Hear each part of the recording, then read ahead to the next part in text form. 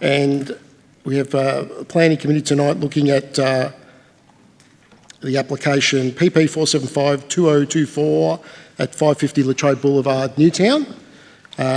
Certainly like to declare the meeting open, and good evening to everyone. This event is being live streamed, so it will be broadcast on the internet, and the recording of the meeting will be published on the Council's website. I'd like to make acknowledgement to country. The committee acknowledges the Wadawurrung people as the traditional owners of the land, waterways and skies. We pay our respects to their elders past, present and emerging. We acknowledge all Aboriginal and Torres Strait Islander people who are part of the Geelong community today. So the panel today consists of myself, Councillor Andrew Kados as the chair. I'll start from this side. Councillor Anthony Aitken, Councillor Emma Sinclair, Councillor Ron Nelson, Councillor Stretch Contell, and Councillor Elise Wilkinson. Councillor Story was due to be here, but he's in a late apology. The officers who are present today, we have Verity Bright, Rory O'Loughlin, John Rush, Joanne Van Slageren, and Jacqueline Douglas is here from Governance. So declarations of, apologies from Councillor Burson, Cabwell, Councillor Eddie Contell, Councillor Trent Sullivan, and as I said, the late apology from Councillor Story. Do we have any declarations of conflicts of interest from any of the committee members? No? So confirmation of minutes. So I've got to confirm the minutes of the previous meeting, so that the minutes of the planning committee meeting held on the 24th of April be confirmed. May I please have a mover and seconder to confirm those minutes? Councillor Nelson, mover. Councillor Aitken as seconder. All those in favour? That is carried.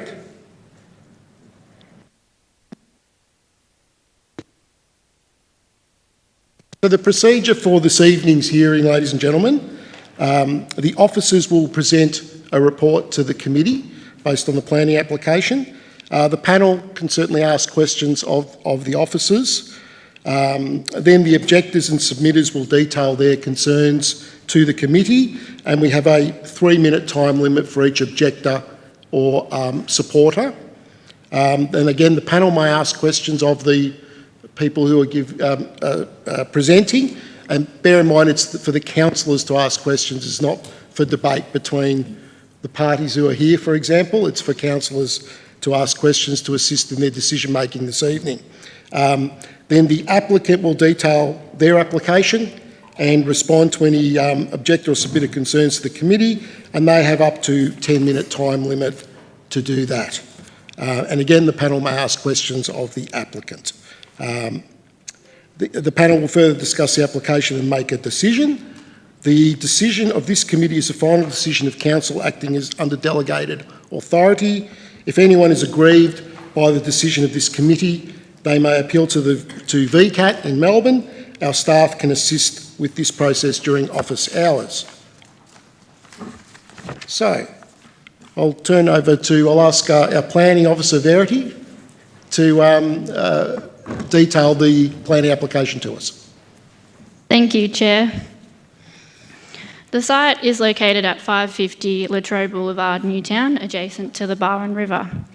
The site is in a mixed-use zone and is covered by the significant landscape overlay, 2 heritage overlays, the design and development overlay Schedule 26, which implements the West Fines Fine Street Precinct Structure Plan. It's partially covered by the floodway overlay to the south and an environmental audit overlay. The application is for partial demolition to the existing dwelling, and the works include new window openings, 2 levels of outdoor deck areas to the southern end of the building, and internal mezzanine levels. The total increase of floor area, including the basement car park, is approximately 2,700 square metres. The application has also considered the use of the land for offices, retail premises including food and drink tenancies, and a 250 patron restaurant with 6 events a year that will cater for up to 350 patrons. The restaurant is proposed to have a general liquor licence and operate 10 a.m. to midnight 7 days a week. The planning scheme requires 228 car parking spaces to be provided on the site, and the application is only providing 49 spaces. This is a total car parking reduction of 178 spaces. Public notice was undertaken in accordance with the Planning and Environment Act, which was by the way of 3 signs on site and letters to all adjoining owners and occupiers. A total of 10 objections were received. The main concerns from the objectors were increased flooding risks, a lack of car parking, impacts to the on-street car parking, increase in traffic, acoustic impacts, stormwater management, loss of privacy, and heritage impacts. The application was externally referred to the Corangamite Catchment Management Authority, who did not object, subject to conditions. Councils, environment, environmentally sustainable development, environmental health, parks and waste departments were supportive of the application, subject to conditions. Council's heritage advisor also provided support for the adaptive reuse of the existing heritage building. However, Council's engineering department were not supportive due to the significant reduction of car parking. Both the urban design and strategic planning departments were also not supportive of the application, both based on the application's lack of support outlined within the West Fines Fine Street Structure Plan. The application has been assessed against the relevant parts of the planning scheme as outlined within the report. And of note, the West Fines Fine Street Precinct Structure Plan gives councils and applicants direction on what uses and developments are appropriate in different precincts within the structure plan area. The site is located within Precinct 4, which is called Mixed Use High Density. The precinct gives support to high density housing, and cafes and restaurants are encouraged on the ground level to activate street frontages.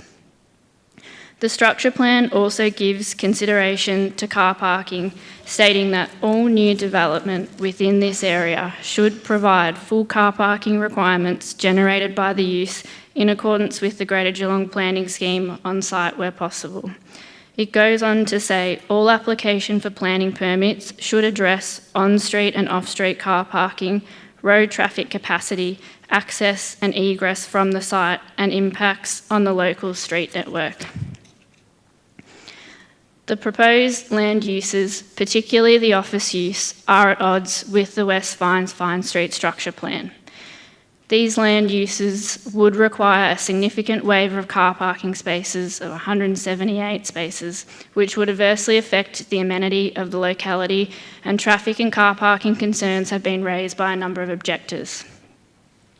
The existing uses, which include a large retail outlet, a gym and previously a cafe, only a small number of staff would generate long-term parking demand. All other demand would be generated by visitors who would rely on the restricted on-street parking supply. The antique shop in itself didn't create a significant parking demand, as the nature of that type of shop would consider short-stay visits. Whilst the site could benefit from a theoretical car parking credit, the new office use generates a higher demand for long-term parking, so we are not considering the same type of uses that generate the same parking demand, or in particular, the same long-term demand.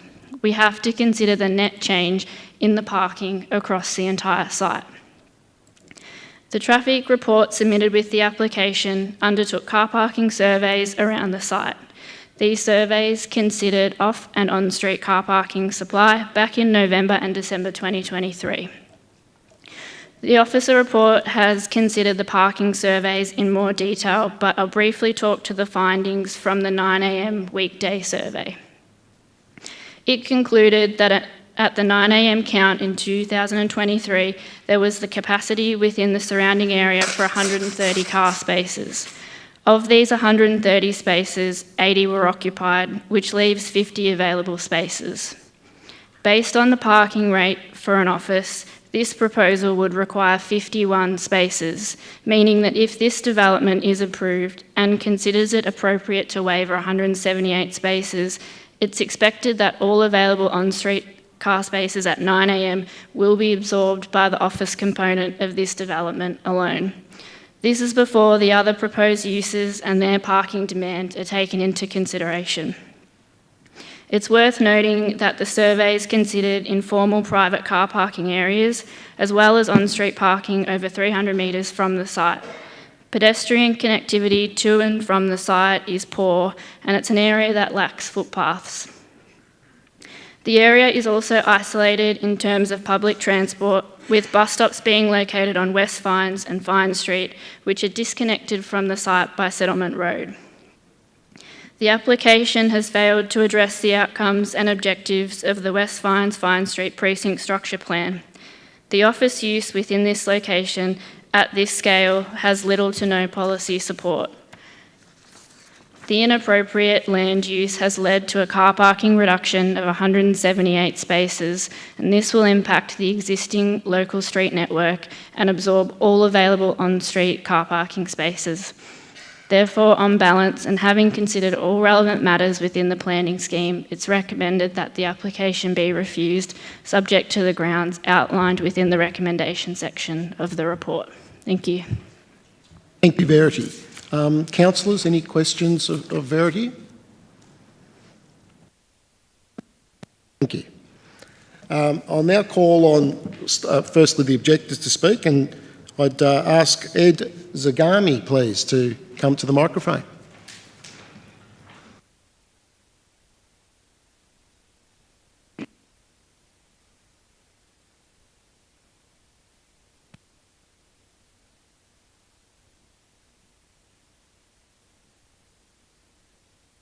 Just bring the microphone down, Ed. You can bend it. Yeah, beautiful. How's that? It's on. All good? Thank you, councillors. Thank you, Chair. Just clarity, I circulated a letter. I assume everyone's got that? Okay. Can I just read to that? I think that's really the salient points that we want to make. Mr. Right? If we skip down about to the third paragraph, so informing the views of the solicitors acting for my client, we have the benefit of reviewing both the objection, which you will have seen initially that we lodged back in October last year, and the report. In short, we consider the delegate report to represent a well-considered, careful assessment of the relevant considerations affecting the application, and we concur with its conclusion that a planning permit should not be granted. We understand the delegate report is to be considered by Council on the 29th of May, or committee that should be. We see no rational basis for the relevant decision makers to depart from the recommendation. The failing of the application is in its response to the relevant policy within the Greater Geelong planning scheme. As set out at length in the delegate report, the scheme has strong policy direction for this precinct to facilitate infill residential development with limited opportunities for active non-residential uses such as retail, and that applies, of course, to the proposed restaurant. Application being predominantly office does not respond to any meaningful way to the policy setting. It cannot be earnestly said that the application is supported by or advances the objectives of the relevant policy in your scheme. We note the application seeks a significant car parking waiver over 155 cars.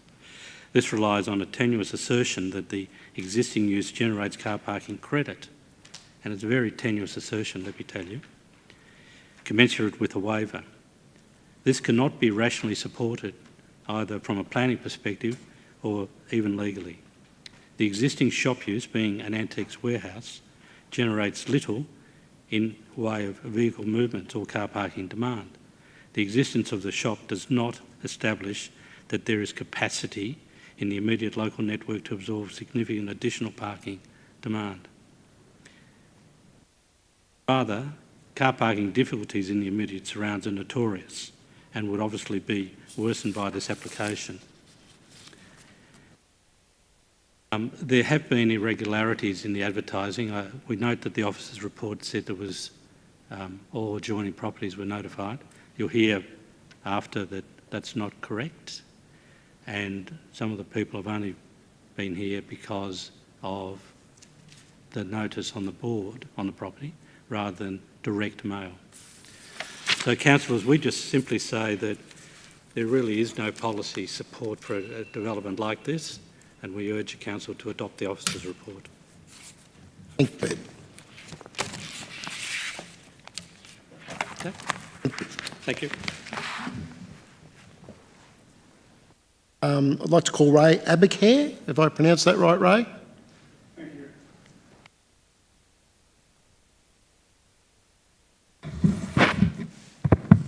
you. Good evening, can you hear me? Yes. Thank you.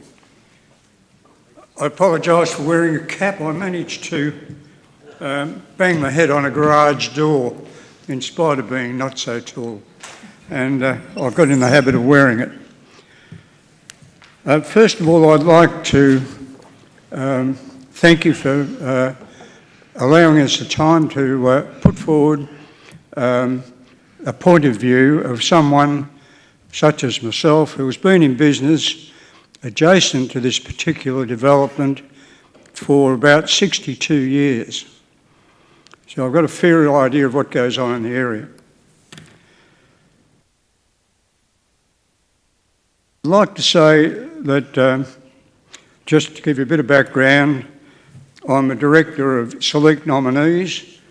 Select Nominees own Strip Roll, Roofing Products and McCann's Plumbing Supplies, and we employ about 150 people. At 88 years of age, yes, I'm still active in the business. Now, with regards to this development, I'd like to say, first of all, that I have no conflict of interest in this matter of the development. I'm all in favour of development. I think it's a thing which has seen Geelong progress, and it's now a city we all feel proud of. And obviously, if you've got a disused building, it's good to see that we're seeing a developer prepared to put money into it and to look to pushing this into a positive way to be able to conduct some business there. Notwithstanding that, for us to conduct our business, we have to have good road access, because Strip Roll operates from South Geelong. They have large semi-trailers, 45-foot trailers, which often are called on to deliver goods to our plumbing store. We have many suppliers who transmit around the corner and under the bridge, coming from other companies that operate in the plumbing industry, and they'll go to Reece and they'll bob underneath and come to McCann's. I gather that everybody would have seen my original submission, is that correct? No? Well, I did put in a written submission and I'll refer to it now. One of the things I'd like to point out is that the car parking is not just a small issue, it's quite a large issue. And it's one which I think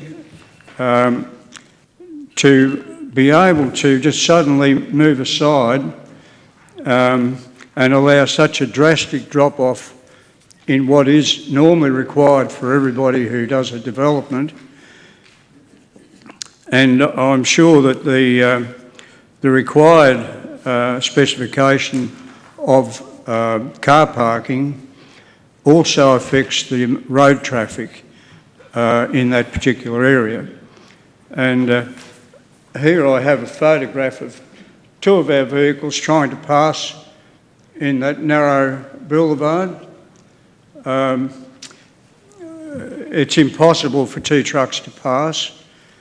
I've got to correct this because none of those cars were illegally parked. I thought they were. If you could just finish up because your time has expired. So Just That's grant all you a right. little bit of indulgence for you to finish. Yeah, I'll finish up very quickly. The fact of the matter is, we can't conduct our business properly if we've got such a lot of traffic on that it's going to block our access to the site. We do support the development in a reduced form, and I think council would be unwise to approve a development with such a drastic drop-off in what's required by the legislation. In other words, you're setting a precedent for other people. I don't think that's good for council, it's not good for us, and in the long term it won't be good for this development. So I'd suggest that the developer should return to the drawing board and come back presenting us with something which is getting closer to being able to accept the number of cars and car parks they're providing. Thank you very much. I'll wear my hat now. Thank you, Ray.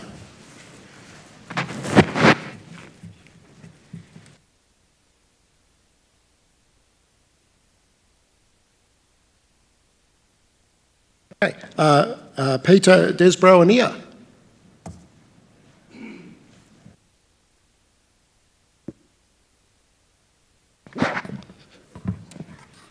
Thank you. My main reason and objection also is I live at 510 Latrobe Boulevard, which is 4 metres from the building that we're talking about. So my main thing is that the noise that may occur because of with the nightclub or the function centre, and also the traffic. We understand, and as Ray was saying, there's a lot of traffic that's going to be up and down that road. And if it's open until 12 at night, and yeah, like I said, I do live there, and we don't want it too noisy, that's all. Well, like, something's going to be built there eventually, but as Ray was saying, if we can make it where the traffic flows or whatever happens, that's what we want. Okay. Anything further? You're right, that's No, that's fine. Thank you.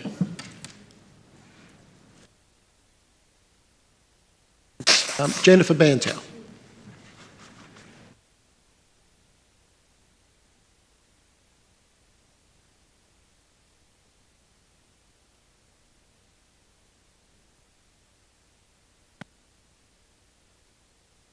On my 3 minutes start, Mr. Chair, may I ask that these brochures be circulated to members of the council? Thank you, and to the staff. I'd just like to, first of all, say how good it is that this council involves the public in this sort of forum. I know other municipalities don't, and I think it's excellent that the public can come and express their views in this way. So thank you very much for that opportunity for me to support a very important heritage property. I think this is a really wonderful proposal for the fabric of this building. The architecture is generally going to remain intact. It's the same footprint and the same height as the building's ever been, and it is one of the oldest industrial, it's the site as well as the building that's so important. Very earliest industrial site in this city. I'll just refer you to this brochure because sometimes it's a hard argument to win when you're wanting to save an industrial place, but Geelong's strength in its heritage is industrial, different to, say, Ballarat and Bendigo. Our prosperity has been built on our industrial heritage, and sometimes the public are hard to convince that it's important to save an old sewer, for example, like the aqueduct at Breakwater, which is at risk at the moment. So if you look on page 9, you'll see item 13 is the building, that the subject site that we're talking about tonight. And then if you go to the back and unfold the leaflet, you'll see all the wonderful industrial buildings down the Barwon River.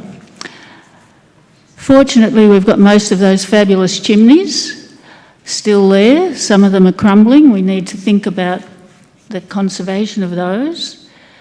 And the Returned Soldiers and Sailors Mill chimney will soon be safe, I understand.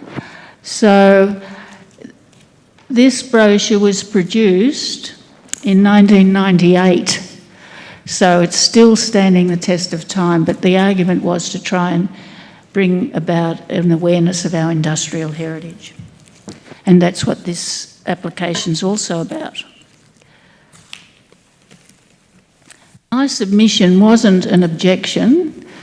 It was lodged as a comment supporting the fact that, generally speaking, the proposal is admirable. And I just had a few little quibbles about certain things to do with heritage conservation of the building. So generally I'm supportive of this, and I'm just speaking from a heritage point of view. I'm not qualified to talk about other issues. And I believe that the proposal is consistent with heritage policy. It is supportive of heritage policy. It's been said tonight that it isn't. But part of the policy is heritage. There's two overlays that apply to this place, an individual heritage overlay and a precinct overlay. It's one of the most special heritage sites in the city, and there's high pressure at the moment down the river. And this site is neighboured on all sides with heritage to the northwest, and even the McIntyre Bridge now has a heritage overlay because it was the first use of computers in engineering. So, and of course the Barwon Grange to the west and Rosemont to the north. So I've got a lot more to say, but I've probably run out of time, have I? No, it has expired, Jennifer. Can I have one more minute? I just I'll indulge you. That's okay. All right, thanks. I just wanted to know if all councillors are familiar with the Borough Charter, which is, there's a lot of difference of opinion in heritage, and you might get 2 or 3 experts all having different opinions, but the blueprint that needs to be referred to is the Borough Charter, and it has articles. It was ICOMOS, an international charter produced in Venice, and the ICOMOS Charter's international UNESCO charter. The Borough Charter was written in Borough in South Australia to convert the ICOMOS Charter to Australian circumstances. And it has wonderful articles which define the difference, say, between restoration, conservation, renovation. All of these things are different. It's different language. It's the language of conservation that you need to be familiar with, really, if you're making decisions on these buildings.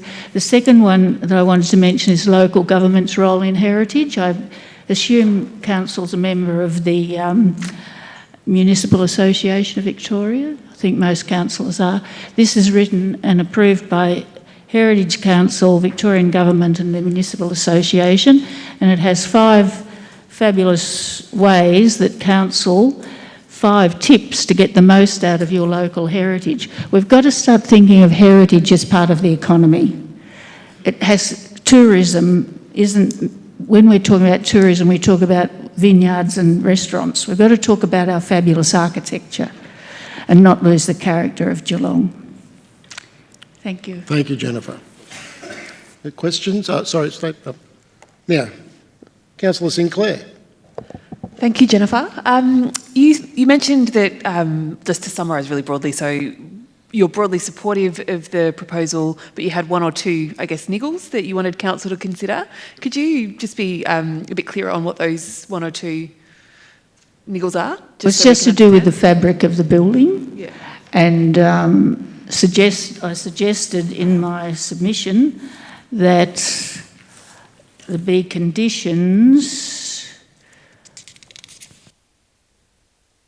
The permit should be issued, and the condition should require consideration of an appropriate alternative to black metal openings in the eastern elevation, retention and conservation of remnant rain heads and downpipes, as has been done down at the Valley Mill, retention and conservation of remnant bluestone foundations, investigation regarding the existence of an original gantry that might still exist, and conservation of the trees under the significant landscape overlay at the south end. It's part of Troops Loop on that public riverside. There's some trees there.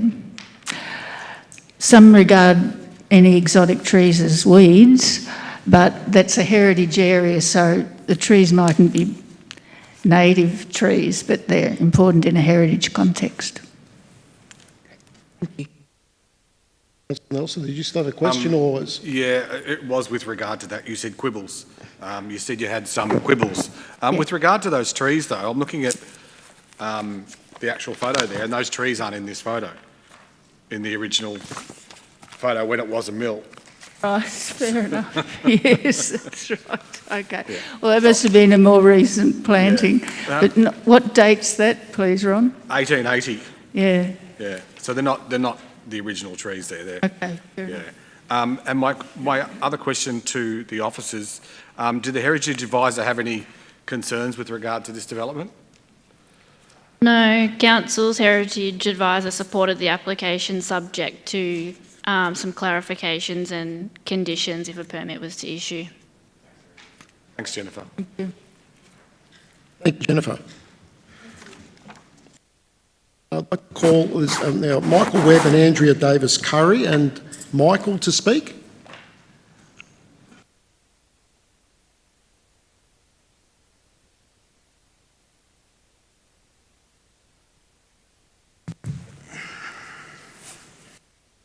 Evening, councillors. Just to introduce myself, my name's Michael Webb. I'm the General Manager of Geelong Harley-Davidson. We operate out of 506 to 508 Latrobe Boulevard, just down the road from the application site. Our main reason for objection is the reduction of 178 car spaces for the application. We feel that it is far too substantial for the local area to be able to absorb. Even local streets with on-street parking for somebody who drives there every day are taken up generally by 9 a.m. in the morning. We've seen whilst the gym operated recently at the same premise, the on-street parking could not keep up with the demand then, causing multiple members of the public to park in the no standing zones underneath the bridge. We have some major concerns for the safety of motorcyclists, whilst already having heard some stories of several near misses underneath that bridge while cars are parked in no standing zones.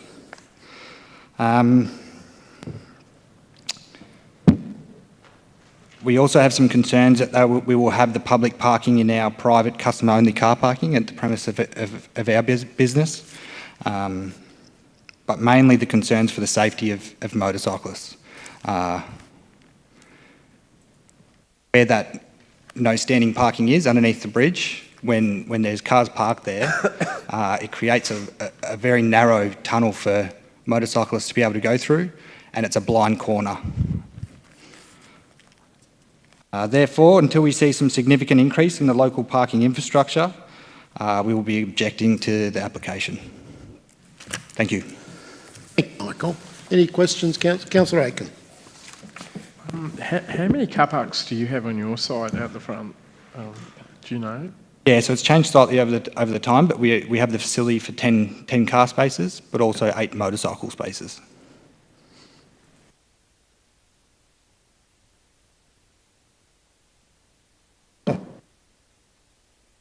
Councillor, I was just asking a question. Okay, I'd like to now call the applicant, Cameron Hamilton, to come and speak.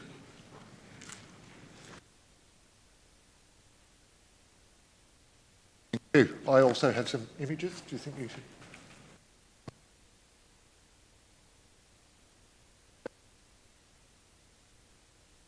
I always like to start with a bit of a joke, but anyway, that one didn't land so well.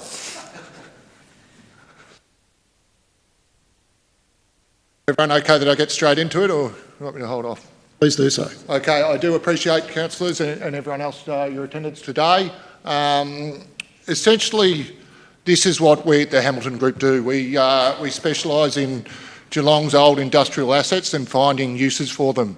They are often quite difficult, and with the case on this site, we've got limited scope for car parking. It is essentially a 150-year-old commercial building. So, as Jennifer mentioned, one of the oldest buildings out there, still running as a commercial building, I suppose. And the proposal we have proposed, with the exception of the deck, is within the original built confines of the building and in fact height and everything that goes with that. We have gone to the large effort of trying to include a basement car park. Now, anyone that's involved in the building game knows how difficult this is. Add the fact that we're trying to keep a heritage building there, you could probably understand the cost associated and the difficulty to add a basement car park is right up there, and it does represent the single most biggest expense of this proposal. So I genuinely believe we have gone above and beyond as far as we can see to try and provide those car parking numbers. Unfortunately, beyond that, there's a limited scope of what we can do. As Ray mentioned, you didn't quite mention, but we are concerned with the longevity of this build. We are long-term landlords, so we genuinely care about what we're creating, because our ability to have tenants in there long-term is basically a measure of the success of our project. So we're not going to create something that the area cannot sustain. We simply don't want to do that because it's to our detriment as well. I've spent a lot of time in and around other river precincts, and Geelong's seriously lacking in that area at the moment. We see the wonderful things that have happened in the waterfront here and the action that now exists on the waterfront. I believe there's the same opportunity for the river. This is why we sort of looked to include that restaurant. Who doesn't like going for a walk along the river and enjoying a nice wine or a beer or a short lunch after their walk? I think there's plenty of access for that, and there's plenty of demand. Just look at South Bank in Melbourne and how much activity there is in such an area on the nicer days. We've been quite successful in doing the adaptive reuse of these sorts of buildings. Multiple awards, multiple heritage awards. We won the state's Best Urban Renewal Project in 2022 and a national award for the same thing. So, I can definitely vouch that we do know what we're doing in this area, and once again are concerned about the long term. We've heard stats about the increase of floor area. I've got my own stat here. I've looked at it, and it's an actual increase of 618 square metres. Okay, I've excluded the car park because I don't think it's fair to say a car park's an increase of floor area, and I've excluded the deck, but that represents some 15% increase. Now, we're not talking sheep stations here. That's not massive. The additional car parking, we're being pushed to calculate the car parking whilst excluding the existing uses. The fact is they both have statutory rates, and those rates exist. So if we take that into consideration, the current proposal as it stands, basically increasing the car parking by 24 car parks from statutory rates both sides. And we can say that the existing uses didn't generate the amount of car parks that the same use of that type would. And we can ask the question why? Well, maybe because the people that went there and operated in that area knew that car parking was a restriction. And I think we'll have the same thing with the offices and the retail premises and in fact the restaurant on that same area. Everyone's going to realise that it is restricted. They'll find other means to get there. We've got, we mentioned that there's limited access to the site. The river itself is the access. Like, that's fair. How many people do you see on a weekend walking that riverfront? And once again, so I could expect the same people would utilise that to come to the offices, to come to the restaurant. Geelong as a whole is trying to promote the use of, of bikes and walking and all the rest of it. This is a movement in that direction. I understand we're not in the centre of the CBD, but we are, in an area that I believe is well connected. The river is a connection point. It's got good facilities in that respect.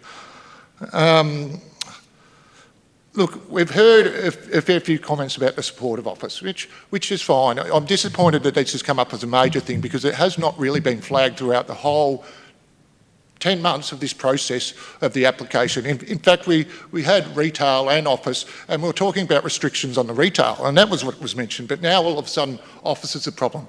I'm happy to look at a restriction in office and an increase in retail as a result. We're happy to have those discussions, but the fact that it hasn't been brought up until the 11th hour is quite disappointing because it doesn't give us a chance to respond to it accordingly. I know I've got more time, it's probably good. Probably sick of hearing me talk anyway, but I strongly believe in this proposal. Most of you have seen me do similar things before. We do think it has merit, and we hope you can find a way to enable progress. And I will finish on one last thing, because I've had commentary in and around this precinct from lots of people in and around council saying that the West Fine Street precinct plan hasn't been taken up as much as they would have liked. Okay, I'm in that precinct and I've delivered multiple outcomes in that precinct. So I'm here ready to go, ready to build. I'm not someone that's just asking for a permit for it to sit there and I sell it off to someone else and hope they do it. We're ready to go and we will get this done. So if we want to see progress in the area, please support this proposal and help me get something done. Thank you. Cameron? One sec. Any councillors? Councillor Aiken, some questions. Cameron? Yeah. Councillor Aiken. Cam, sorry, did I hear you right where you said that there is an option that you could negotiate with the officers? Because it has happened previously where we've suspended making a decision for the applicant to actually talk and put forward alternative propositions. Because you've made that statement tonight, or do you want us to assess what's actually just been put before us? Because you have said that, if you were aware of that, you wouldn't probably try to negotiate with the planning department. Yeah. In order to keep things moving forward, I can suggest an amendment right now whereby we had a ceiling on the retail spaces within the development of 20% of the remaining area when you exclude the restaurant. Okay, so the remaining area, and Marshall might be able to shoot some numbers at me as to how much space that was, but we had a ceiling of 20%. So I'm happy to reverse that and say, let's put a ceiling on the office space of 60% of that remaining space, and we have minimum 40% of retail. So we're doubling the retail space. I hope everyone's following me here. So basically we changed the ceiling from a ceiling on retail to a ceiling on office and promote a more, not a 9 to 5 car parking issue as much as the current proposal might suggest. We move more towards retail space. In actual fact, I might end up with 50-50 office and retail. I don't want to be hard and fast and make sure, I don't want to say 50-50, because that then, as a landholder, it makes it difficult to sort of, rent out the spaces if it's hard and fast. But if there's some flexibility there, and we said minimum 40% of the remaining space be retail, I could deal with that. Yeah, well, that's the officers probably wouldn't be in a position to respond now, which is why we have had some examples in the past where we've adjourned, to have those, so that the application can be discussed. But if the officer is in a position to respond, you're welcome to, yeah. Because I'm not sure, does retail have lesser requirement for car parking than office, or the ratios are very similar? I guess we've assessed the application that's been put in front of us, and to start changing floor areas and percentages, it's not what I've assessed as part of the application. I wouldn't be confident in saying on the fly, yes, this percentage is fine or not fine, because it completely changes my assessment of the whole application. The answer to the question is there are very similar floor areas for car parking for commercial as there is for office.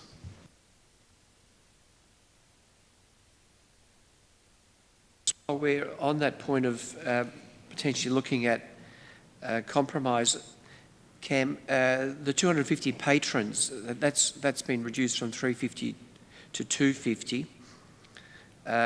Is there any flexibility on that number? Having been a new entrant to the hospitality game, I'd be concerned with something of that size that couldn't have those sorts of numbers. We did introduce the restriction purely to have, valedictory nights and those sorts of things. And we said 6 a year. The 350 to 400 is really where I wanted to be. I think 250 is already a bit of a push, for the commercial viability of the space, because you do have, various short-term functions and that sort of stuff that really require those sorts of things. Further questions? Councillor Wilkinson? Thank you, and thank you for your presentation. I suppose I'm just sort of looking at the space and wondering about and you're talking about long-term viability. Where would you imagine that people who would rent those spaces, where would they park? They'll find alternate means to come to the office or to the restaurant or what it might be. People adapt to their environment, and we do have other sites where parking is an issue. People adapt and they find other ways. They carpool, they figure it out, particularly with office. People work with each other all the time, so they figure it out between themselves.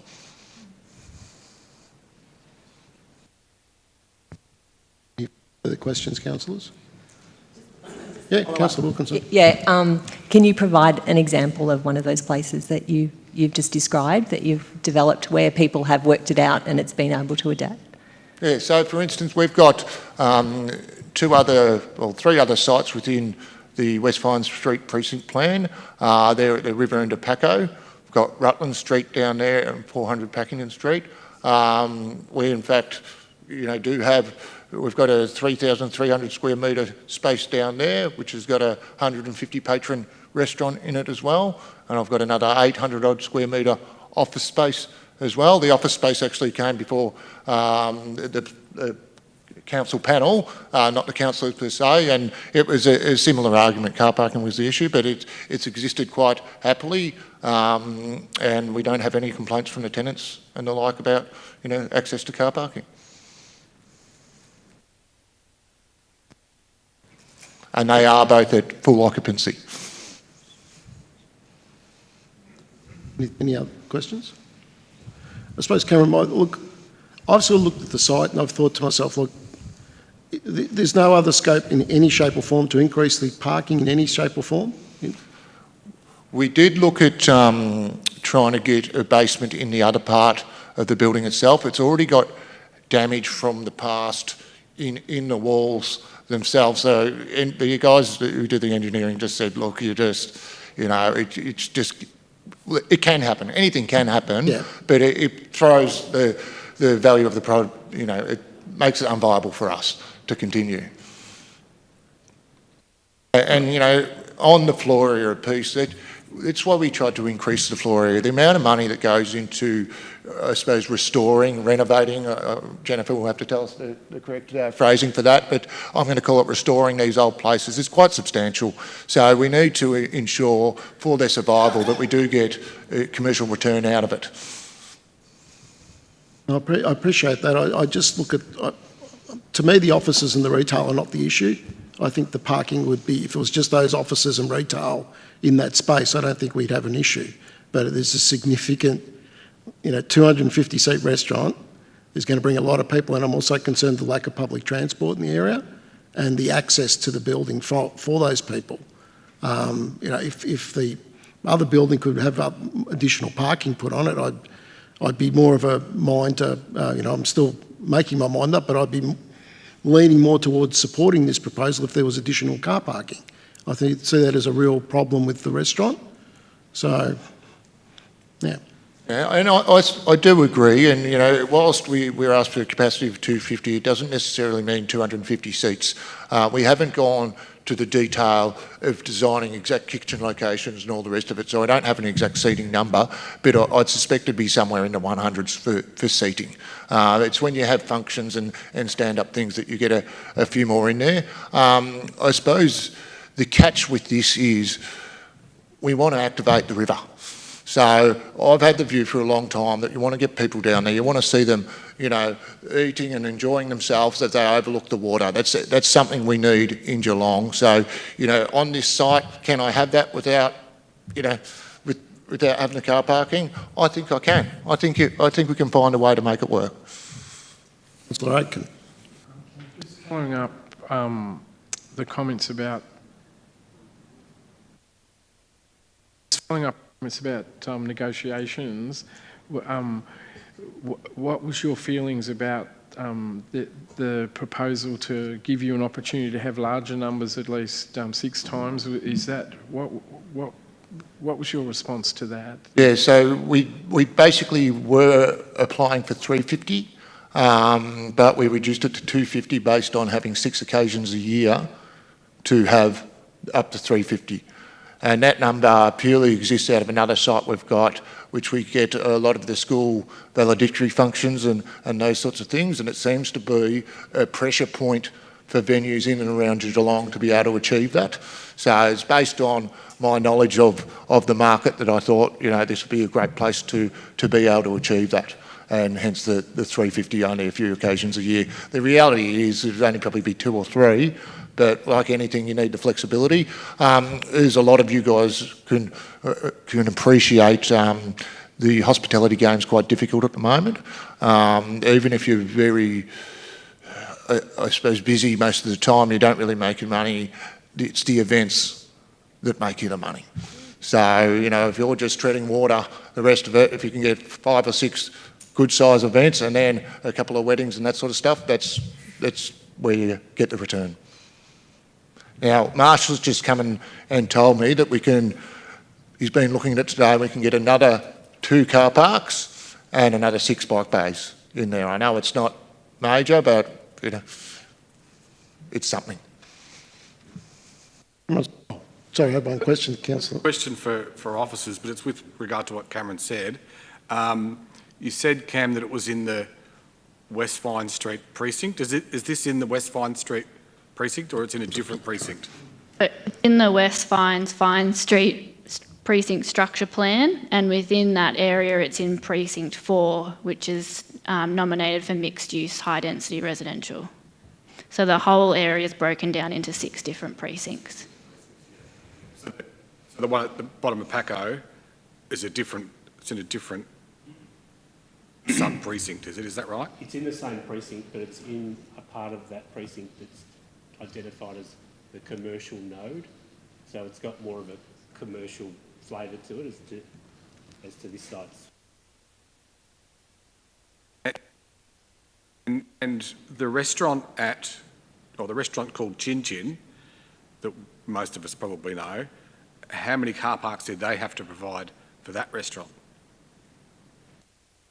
Sorry, question without notice. Sorry, Rory. John. No additional. Because I didn't make any more. Sorry. No, you're wrong. So Chin Chin's located on land where the council's not the RA, so that's under the GMHBA trust. So in this particular case, they use the existing car parks that they do have on site. I'd have to look up their capacity to work it out, but we're talking about, again, 40 car parking spaces for a 100-seat restaurant. I think I've been to Chin Chin, and it's roughly about 100 seats. None extra, so they're... Yeah, okay, thanks, John.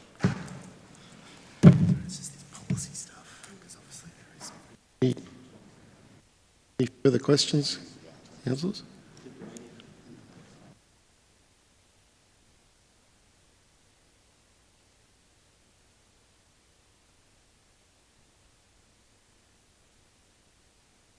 Would you mind if Marshall talks to some of the policy that was just mentioned? He's got more of a handle on a lot of that. Yep. Okay. Yep.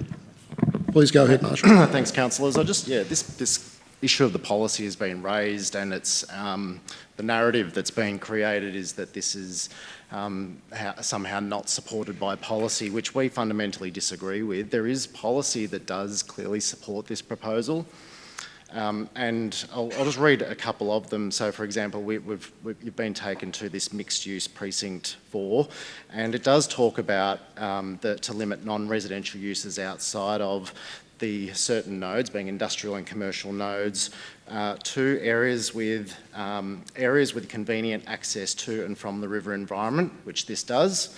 and encourage medium to high density residential development in the remainder of the precinct. So it's sort of detached itself and said, well, you've got these good access to the river environment, you can have these alternate non-residential uses. That's what the policy actually says. It also says, just bear with me a half a moment, specifically in the West Fine Street Precinct Structure Plan, that opportunities for ground floor retail, cafes, restaurants and commercial uses will be supported. That's a quote, will be supported, not may be encouraged or may be considered. It's will be supported in the southern ends of the precinct. It does specifically talk about to encourage the adaptive reuse of the heritage woolen mills. These are direct quotes from the policies. It talks about the active interface to the river corridor, so the introduction of the restaurant and the decks that provide the passive surveillance to this river corridor. One of the only properties that would actually achieve that. This proposal directly facilitates the implementation of that policy. So, yeah, I think it's not fair to just selectively pick a few words and talk about residential. We've made it very clear from day one that this site is not conducive to a residential land use for a variety of reasons. And the other point that I just wanted to quickly make, just in relation to the car parking, we know that there's a significant deficiency in the car parking, and the investment of the basement car park comes at a huge expense, probably around 25% of the actual value of the site. You won't see that level of investment in other commercial projects, but we know this is the Hamilton Group's wheelhouse. This is what they do.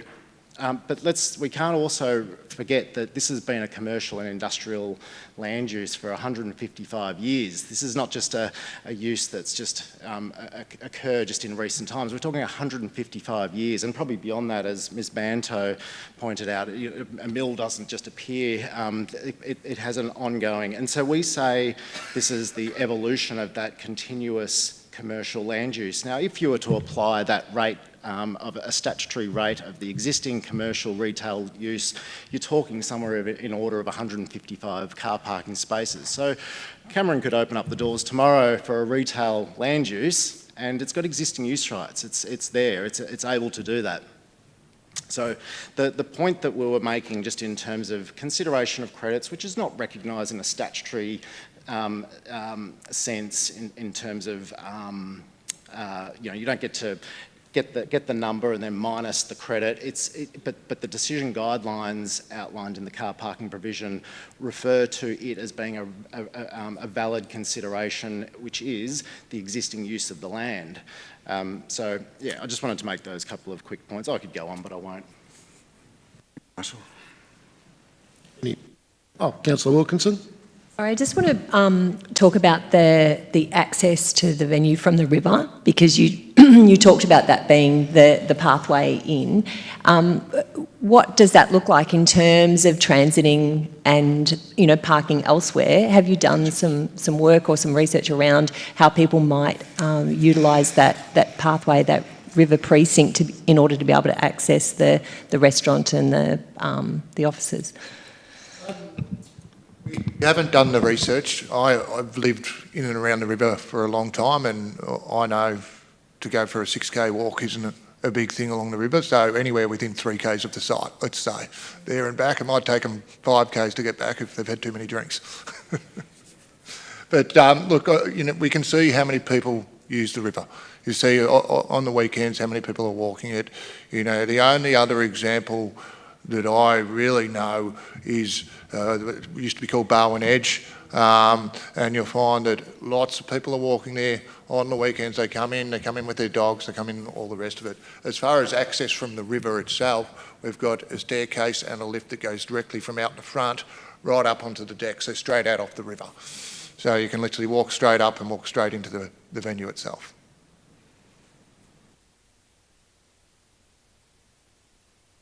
Any further questions, councillors?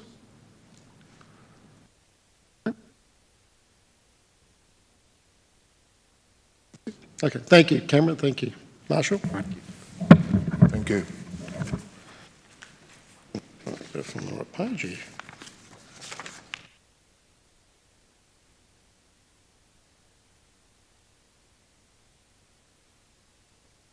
Let's just find the right page. Okay, we have obviously the motion before councillors this evening, and the recommendation, as per the report, that the responsible authority, having considered all matters with the Planning and Environment Act 1987, requires it to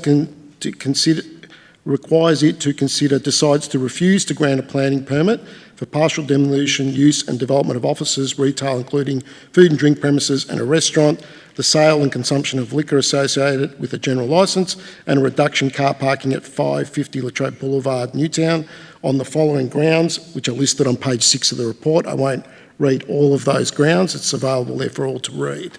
Do I have a mover for that motion?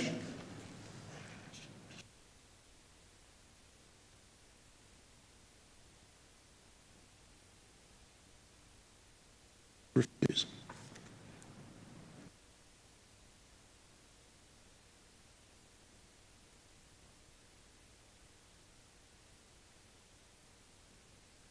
The motion is to refuse, Councillor Wilkinson, so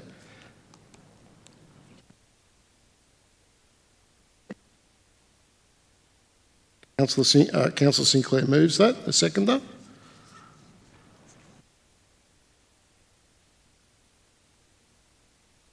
So we have a mover and a seconder. Councillor Sinclair.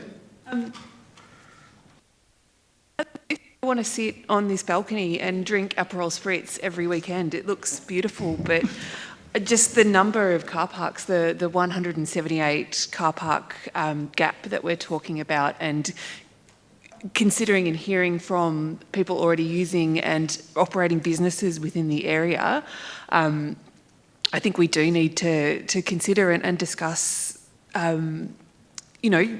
whether we can issue this permit when there's likely to be material disruption to use of the area.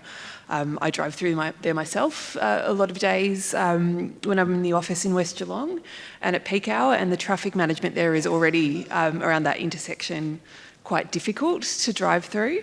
So adding a huge volume of cars, I imagine, is going to be quite significant impact to the residents and businesses operating in the area.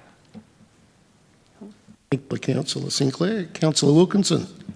I too would like to join her on the balcony. This is, it's spectacular, and as Mrs. Banto suggested, it's a really beautiful use of a heritage building.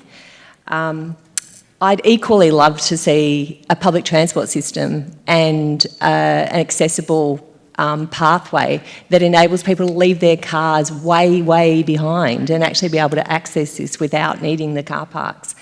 We're just not there. And, we've heard that it's going to impact businesses, people who reside there. It's really conflicting, I've got to say. But we do need to take into consideration the current policies in the current precinct. Yeah. Oh, sorry. Councillor Contel. Because I get the sense that there's the councillors are torn on the issue. I'm happy to propose an alternate if this motion fails. You're foreshadowing that, Yeah. yes? Okay. Would you like to speak on the motion, Councillor Contel? Look, I am torn on this one because I hear what Jennifer Banstow had to say about preserving the heritage of this site, and I think no one is saying that they're against that. I think everyone is in favour of that, and Mr Abacare likewise said that he's in favour of development and repurposing the building. I think we're all of that mind, and I know that the Hamilton Group have done great work around the city in repurposing heritage buildings, and I'm all for encouraging that, and love what they've done already with the mill and a number of the other properties that Cam mentioned in this precinct. So Hamilton Group is the right group, as far as I'm concerned, to redevelop the site, because they will do it with sympathy to the heritage of the site. At the same time, I recognise that car parking is the number one issue, because I think if that was removed, I think most of the councillors here would be very supportive of that. But I also recognise that regardless of who looks to redevelop this site, they're going to be stuck with the same challenge, namely that the building is virtually border to border, built form, and the only place for more car parking is down, and we've heard that Cam Hamilton is prepared to go down, but only to the extent to ensure that there's still some viability in the site, and then he's limited to go any further. I am torn because I do understand the objectives and the issue of car parking, but at the same time I understand the limitations of this particular site, and we do want to see it redeveloped, and I want to encourage development, and I was very supportive of the development that finally got over the line for 510 Latrobe Terrace, and that was a tortured process, and I feel sorry for the developer of that site, but fortunately they finally got it over the line, and I'm very pleased for that. On balance, I would say that I would support a permit being granted, because I can't see that anyone's going to be able to do much better on the issue of car parking, given what the limitations of the site are. So that's why I propose the alternate if the recommendation that's on the table fails. By Councillor Contell. Any other councillors wish to speak on the motion? Okay. Well, what I'll do, I'll put put this motion. Now it's the motion to refuse. So all those in favour?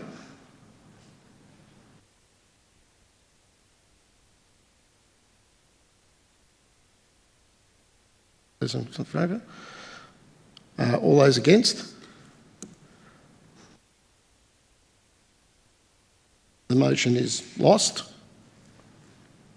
I move the alternate, Mr. Chair, that councillors have before them, and really it's to the effect that decides to issue. Sorry, before you do that, councillor, we need a seconder. I just want to clarify that it's a notice of decision to grant a planning permit. So the alternate is a notice to grant. I don't think I've got much more to say on the point than I already said in my foreshadow. So I won't labour or waste time. But ostensibly, it's a magnificent site. We want to see it repurposed. We want to see it done by a developer who's sensitive to the heritage, and is doing it in a way to leave a legacy on that site, and not just to flip it in effect. And the history of this owner group is that they develop very sensitive to heritage, and then they hold and ensure that the tenancy mix is right. So I respect their judgment on that. I think the car parking issue, from what I heard Cam say, that the seating will be in the vicinity of circa 100 rather than the 250, and the 250 will be more by exception for the outlier events rather than day to day. And I think we as councillors are going to be challenged more and more in this regard, because we've been told by the state government through the Vic plan that 60% of the 128,600 homes that we're going to need to approve have to come from urban infill. So car parking is going to be something that is going to be confronting many, many more development proposals that are coming to this council, and we're going to need to be mindful of that. So I don't really have anything more to add at this stage. No. Thank you, Councillor Conte. And Councillor Nelson. Thank you, Mr. Chair. precinct, council, Marshall said, it's Marshall, is that right? Yeah, Marshall said that council is looking to reinvigorate this precinct. I'm a Chilwell boy, and when I grew up down by the river, it was all industrial, and the industrial companies used to just toss all their waste into the river, and that's the way it was back in the day. But now we're looking to reinvigorate those beautiful old buildings from industrial to commercial and residential, and I think that's a wonderful thing that we're doing down there, and I think this is part of that mix. I don't live in Newtown or Chilwell anymore, but certainly close by and could get to this area really well. I walk my dog down there. The only restaurant is obviously the Bowen Edge. That's a good product, but this product obviously is even better because of the heritage aspect. It was good that Jennifer came and said that she only had a few quibbles with regard to that. The Mayor said the Hamilton group are really sensitive to heritage. You've got to look at the Federal Mills or the Regent Theatre or the Brighton Hitchcock building. It'd be good to see what that looks like in the future. I'm really excited for that. So I'm confident with regard to the product. I have no doubts about that. For me, it's the parking issue. But I think if the parking is an issue for people, they won't go. That's on you. That's your business. So that's the only real thing for me is the parking thing. Public transport, yeah, public transport's bad. It's bad in all of Geelong. That's the state government's responsibility. We've been banging on about that for years, and it is what it is. My concern is if we don't invest or we don't allow an investor to invest in this building, it will be lost. And that's my concern. So that's what's tipping me over the edge with regard to the parking issue. If we don't let the Hamiltons build this, what's going to happen in 20 years to this building? Well, it's just left bit to fall over because we know that it's starting to go now. If you can't build car parks underneath, that means the foundations are starting to go. So I'm for saving and preserving our beautiful old buildings that we have down by the river and increasing that opportunity for housing and for the social fabric of that area. So I'll stop talking. Councillor Nelson. Any other councillors wish to speak? Councillor Aiken. Thank you very much, Mr. Chair. I've actually got a different position. I actually think that there's some more negotiation that could actually occur in relation to this particular planning application. That negotiation is between the applicant and the council planning officers. So that's why I wasn't supportive of refusing the application, because I actually think there is merit, significant merit in the proposal as is put forward, but I'm actually going to vote against the recommendation to actually approve it, because I actually would prefer the applicant and the council to continue the negotiations and actually see if they can find a compromise or outcome which actually doesn't polarise our planning department against the applicant as well too. And there may be an opportunity, and I would rather give that opportunity than be forcing the objectors tonight to actually either go straight to VCAC or the applicant to go straight to VCAC if it was the other way around. So I share the views that have been made by everybody, which is that everyone's sympathetic towards the proposal. The heritage repurpose and restoration is commendable, and all of us actually support that. I think it's actually the usage inside the building that's causing the problems with the requirements of car parking, and if there can be some more negotiation, I'd prefer that to be occurring than actually making it a statutory conflict process, which appears will probably be the case. So I'm voting against the proposal to grant an application as well too. Yeah. Sorry, can any other councillors wish to speak? I might just add something in closing. Look, I'm also torn on this as well. Like, I can see the merit in the building and what's being proposed, and I also understand the issues around the car parking. I think the traffic management issues can be resolved in that area, but one thing that I'm sort of looking at is that I think the peak demand in the restaurant is going to be when the parking is after hours time, after 5 o'clock. So a lot of the parking that's in the area is gone. They've gone home after 5:30, and I think that's when a lot of people are going to be coming. So if car parking is going to be freed up in the peak times of the restaurant, but if it's 100 seats, it'd probably be more to my satisfaction.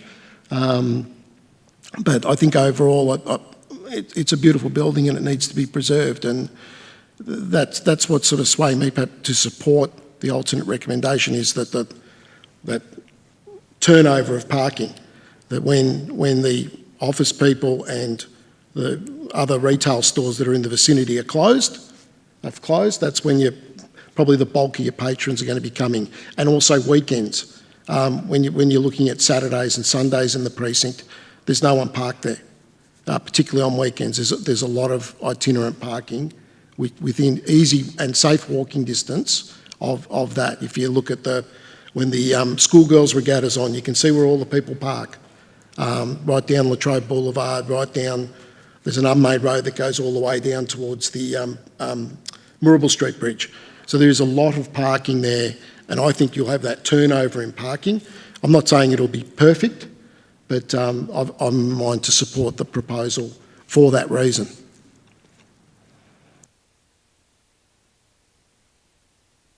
Nothing further? All right. Okay, so I'll put the alternative recommendation, which is to issue a permit, a notice of decision to grant an application permit, subject to all the conditions, and we've got quite a few of them, several pages of conditions. So I'll put that to the vote. All those in favour? Those against? Okay, we're at 3-all. Look, I've always, as chair of the committee, when there is a tied vote, I've always used my vote in the way which I voted on the proposal. In this instance, I voted to support the proposal, so I will support the alternate recommendation, so I will use my casting vote in that sense and support the alternative recommendation. So that is carried. I've just got a question, sorry. So does then the officers work with the applicant on these conditions, so then they've got to agree to those conditions to grant the permit? These are the conditions. So if you don't agree, if you're out. Yeah, okay, yeah, thank you. Thank you. Thank you, ladies and gentlemen. That concludes the meeting, and the meeting closed at 7:18. Thank you very much. That's what I forgot to mention was the... Right, they're at different times. That's what. Yeah.